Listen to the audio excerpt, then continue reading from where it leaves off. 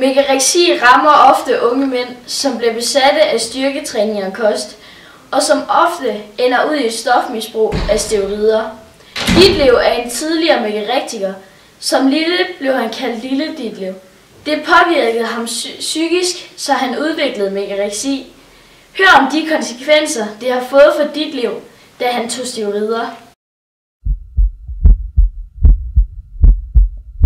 Jeg var heller ikke menneske. Jeg var faktisk et monster. Et kæmpe, stort, egoistisk, steroidemonster.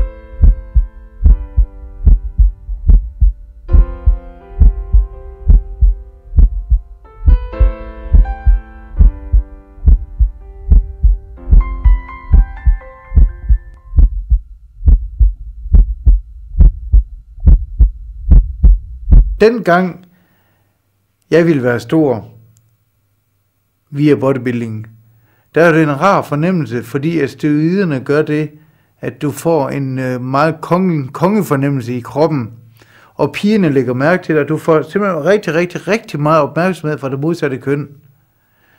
Du får respekt. Du har en god fornemmelse i hjernen, du har en god fornemmelse i kroppen, du føler dig sund, du føler dig rask, selvom du egentlig ikke er det. Jeg er delvis lammet. Jeg husker ikke samtidig altid lige så godt. Jeg er lam i benet, jeg er delvis lam i armen, jeg er delvis lam i ansigtet. Jeg har svært ved at gå. Jeg mister en del af min taleevne. Min arm, den ser sådan her ud. Jeg kan ikke bruge fingrene. Det kommer jeg desværre aldrig mere til. Jeg har haft problemer med at få rejsning. Jeg bliver maks 50-55 år, spår lægerne. Jeg blev faktisk en helt andet menneske. Førhen der var en meget glad, meget positiv menneske. Fordi jeg brugte anabole steroider, blev jeg faktisk et egoistisk, dumt svin, for at sige det mildt. Jeg ved godt, at min udtale er grov, men man kan faktisk generalisere det lidt med andre, der også bruger steroider, for jeg har set mange eksempler på det, at du bliver forandret. Hvordan reagerede pigen? Jamen altså, de tændte jo ikke på mig mere. Altså, jeg mistede mange kærester. Fordi de sagde, at du er simpelthen sindssyg. Man kan slet ikke være sammen med dig. Prøv nu her. Nu skal jeg sige dig én ting. Det du skal kraftedeme højst, hvad du siger, der får du flade. Den følelse, der er i kroppen af aggressivitet, når man bruger anabole steroider, det er, at det er en aggression, der kommer pludselig. Selvom hvis jeg nu fik at vide, hvis jeg stod dørmand, at du er da en klam oppumpet nar, kunne jeg finde på at smadre personen. Den afhængighed, jeg følte, det var, at jeg kunne simpelthen ikke tåle at tabe mig. Hvis folk sagde til mig, har du ikke tabt dig lidt? Så blev jeg syg efter at skulle ned og træne og spise. Jeg blev syg efter, at bruge anabole steroider til, så jeg kunne tage på igen, hvis jeg var sådan.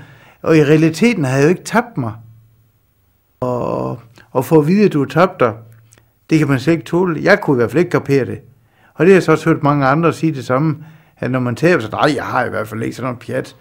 Så skynder man sig hjem på vægten, for at se, kan det passe, at jeg har tabt mig. Og har man bare tabt sig 0,5 kilo, så skal man skynde sig ned og træne, skynde sig at spise. Jamen herregud, altså, det er jo faktisk en sygelig trang. Men man kan sgu ikke få nok. Og deri mener jeg, at når det er sådan, i det du vokser rigtig meget af, og bliver større og større, til sidst så kan du ikke se det.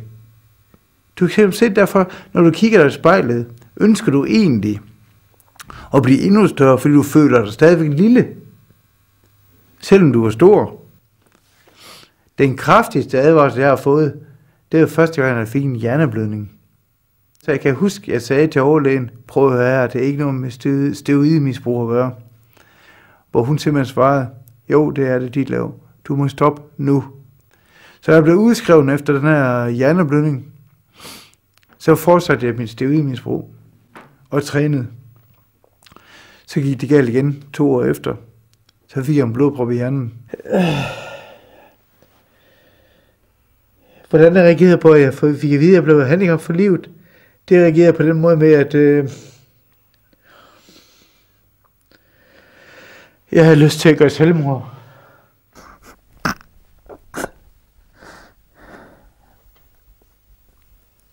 Fordi jeg var stærk i Ditlev, som var blevet svag. Og det kunne ikke passe. Det var der ikke plads til. Det var der bare ikke i mit liv.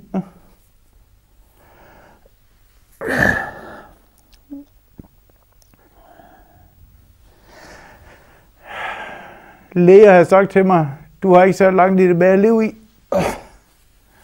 Du bliver ikke så gammel, på grund af, at jeg har skadet mine indre organer. Mine nyrer, lever og mit hjerte er lidt for stort. Jeg har lært at gå igen. Jeg har lært at begå mig som handicappet. Og det er ikke sjovt. Det er et helt andet liv, jeg har den dag i dag.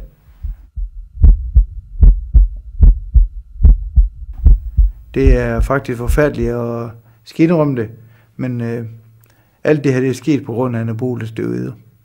Jeg er led ved at indrømme det, rigtig led ved det, men det er sandheden.